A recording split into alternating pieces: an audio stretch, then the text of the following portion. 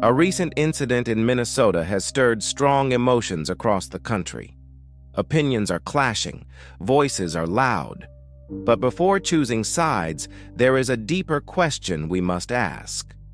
What does faith require from us in moments like this? This is not about politics. It is about conscience. It is about character.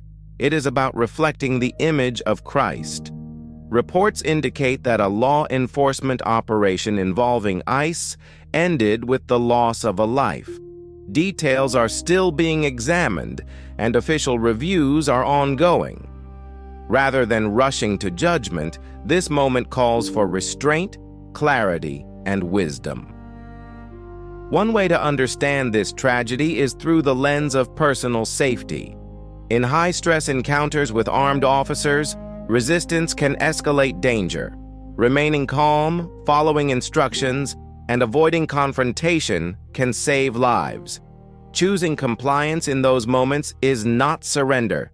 It is self-preservation.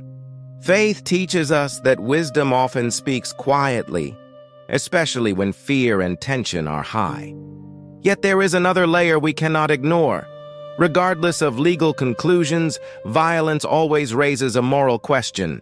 Scripture consistently calls people to turn away from bloodshed and also warns those who excuse it without discernment. Jesus himself warned that a life shaped by the sword ultimately collapses under its own weight. If mistakes were made, grace is still possible.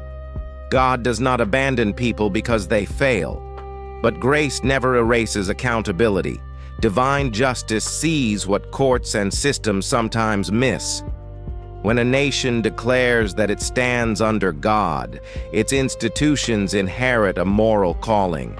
Authority must be exercised with restraint. Power must be guided by conscience. If we equip officers with tools of force, we must also equip hearts with moral grounding. A weapon without character is dangerous. Authority without humility is fragile. Christ never ruled through fear. He led through sacrifice. He confronted injustice without becoming violent. He spoke truth without crushing dignity. To reflect his image is to reject hatred, refuse blind loyalty, and pursue peace with courage. Whether conclusions bring clarity or leave questions unanswered, one truth remains unchanged. Human life carries sacred value. Faith does not ask us to shout louder. It asks us to live differently.